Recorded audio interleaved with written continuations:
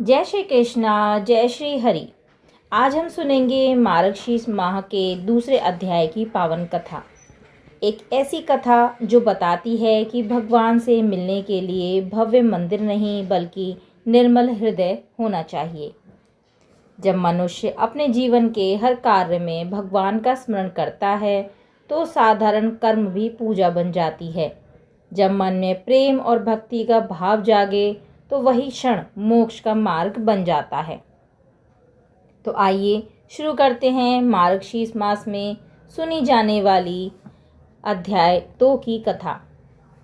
एक दिन भगवान श्री कृष्ण द्वारका में विराजमान थे।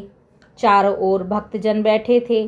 तभी उद्धव जी ने हाथ जोड़कर कहा, प्रभु, मार्गशीर्ष माह का आरंभ हो गया है। कृपा कर बताइए, इस पवित्र समय में कौन सा साधन सबसे श्रेष्ठ माना गया है। भगवान मुस्कुराए। उनकी आंखों में करुणा छलक आई। उन्होंने कहा, उद्धव, मार्गशीर्ष मास मेरा ही स्वरूप है। यह महीना परम पवित्र है, जिसमें भक्त और भगवान के बीच की दूरी मिट जाती है। जो व्यक्ति इस मास में प्रातःकाल उठकर स्नान करता है, तुलसी को जल अर्पित करता है, गाय को रोटी खिलाता है और दीनों की सहायता करता है, वह मेरे हृदय में स्थायी स्थान पा लेता है। द्वारका से दूर एक छोटे से गांव में हरिदास नाम का गरीब ब्राह्मण रहता था। उसके पास धन नहीं था, परंतु मन में गहरी श्रद्धा थी। वह रोज सूर्योदय से पूर्व उठकर नदी में स्नान करता, तुलसी के पौधे के पास दिया जला कर कहता, हे श्री हरि, मेरे पास अर्पण करने को कुछ नहीं, पर मेरा मन, मेरी सांसें सब आपके चरणों में हैं। गांव के लोग उसका मजाक उड़ाते, कहते, हरिदास, भक्ति से पेट नहीं भरता। पर हरिदास मुस्कुरा देता और कहता, जब भगवान का नाम साध है तो भूख भी भक्ति बन जाती है। एक दिन भगवान विष्णु ने लक्ष्मी जी से कहा, देवी, चलो आज हम अपने इस भक्त की परीक्षा लेंगे। देखें क्या ये सच में मुझ पर विश्वास रखता है या केवल दिखावा करता है। भगवान साधु का रूप धारण कर भिक्षा पात्र लेकर हरिदास के घर पहुँचे। हरिदास ने देखा एक साधु द्वार पर खड़ा है। वह दौड़ कर आए और कहा, महाराज, मेरे घर में कुछ खाने को नहीं है, परंतु प्रेम और भक्ति से आपका स्वागत है। उसने साधु को आसन दिया, पानी पिलाया और थोड़े से चावल वहीं भिक्षा में दे दिए।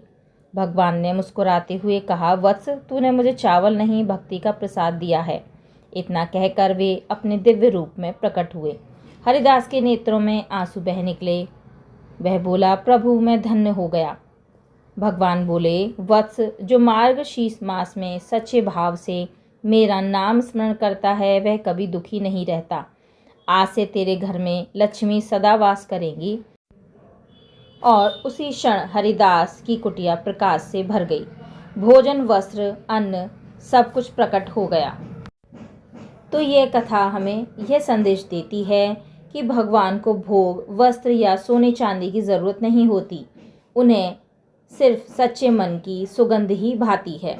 जो भक्त बिना दिखावे के प्रेम से भगवान को याद करता है वह हर पल उनकी कृपा का अधिकारी बन जाता है। मार्गशीर्ष मास में एक दीपक तुलसी के सामने जलाना, एक जीव को भोजन कराना, एक गरीब को वस्त्र देना, यही सबसे बड़ा यज्ञ है। आगे जानेंगे श्री कृष्ण का उपदेश उद्धव जी को।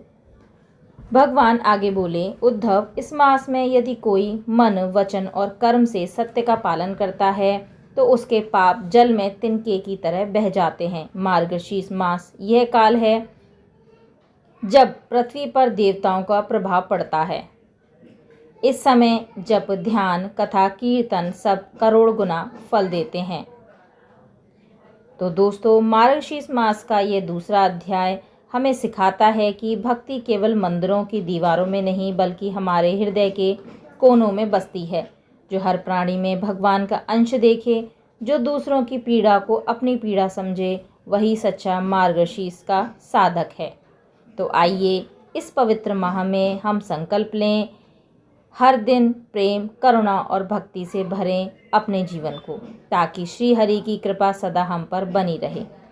तो बोलिए, जय श्री हरि, जय श्री कृष्णा, हरे कृष्णा कृष्णा कृष्णा हरे हरे। तो यह थी मार्गशीर्ष अध्याय 2 की कथा। यदि यह कथा आपको पसंद आई हो तो अपने फैमिली फ्रेंड्स के साथ ज़रूर शेयर करें और हमारे चैनल को सब्सक्राइब ज़रूर करें।